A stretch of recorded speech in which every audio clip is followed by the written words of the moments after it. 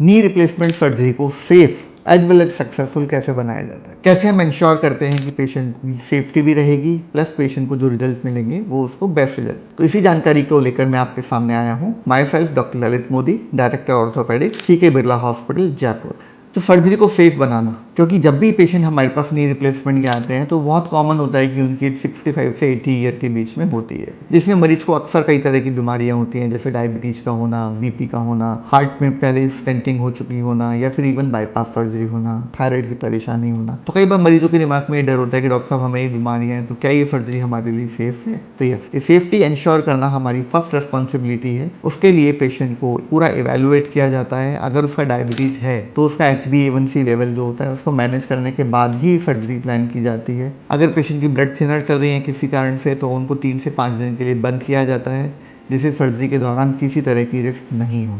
Surgery से पहले patient को एक स्पेशल कार्डियक टेस्ट, जिसको स्ट्रेस इको बोलते हैं, उसके थ्रू पास किया जाता है। ये स्ट्रेस इको हार्ट की एक्टिविटी लेवल को इंक्रीज करके कंफर्म करती है कि हार्ट जब अपनी हाई एक्टिविटी लेवल पे काम कर रहा है तो भी उसमें किसी प्रकार के कोई इस्केमिक चेंजेस या फिर कोई भी हार्ट अटैक वाले सिम्टम नहीं आए हैं। इन चीज़ों से ये इंश्योर हो जाता है कि सर्जरी के दौरान या सर्जरी के बाद उस पेशेंट में किसी भी तरह की कॉम्प्लिकेशन होने की रिस्क उतनी ही है जितना किसी 40 साल से कम वाले मरीजों में रहती है। इन चीज़ों को इंश्योर करके हम श्योर करते हैं कि ये सर्जरी पेशेंट के लिए सेफ हो। उसके अलावा सर्जरी के बाद भी कुछ कॉम्प्लिकेशन होने की रिस्क होती है, जिसको हम पहले से अलर्ट रहते हैं। जैसे जिसमें सबसे कॉमन जो प्रॉब्लम है वो होती है DVT या पल्मोनरी एम्बोलिज्म, जिसके लिए ऑपरेशन के अगले दिन से ही उनको एक ब्लड थिनर लिया जाता है।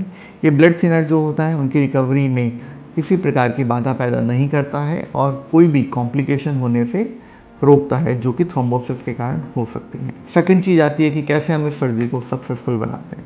तो सक्सेसफुल बनाने के लिए मोस्ट इंपॉर्टेंट पार्ट है आपकी सर्जरी में हाई प्रिसीजन होना चाहिए। हाई प्रिसीजन के लिए हम robotic as well as manual दोनों टेक्निक यूज़ करते हैं। ये डिपेंड करता है कि पेशेंट ने क्या टेक्निक ऑप्ट की है।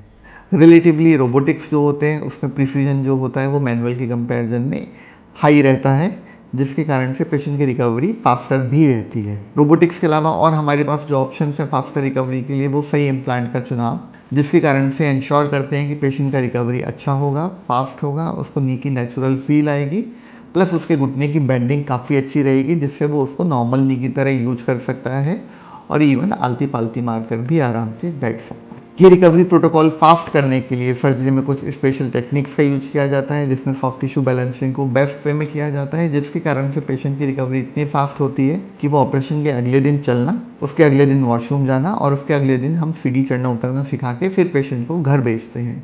पेशेंट 15 दिन में अपने किचन के छोटे मोटे काम चालू कर देता है, 7 से 8 दिन में वॉकर छोड़ देता है और 1 महीने में अपना मॉर्निंग वॉक और अपने रूटीन काम चालू कर देते हैं। नी रिप्लेसमेंट से संबंधित किसी भी प्रकार की जानकारी के लिए आप हमें कांटेक्ट कर सकते हैं। इस कमेंट बॉक्स पे आप अपने कमेंट डाल सकते हैं। Thank you.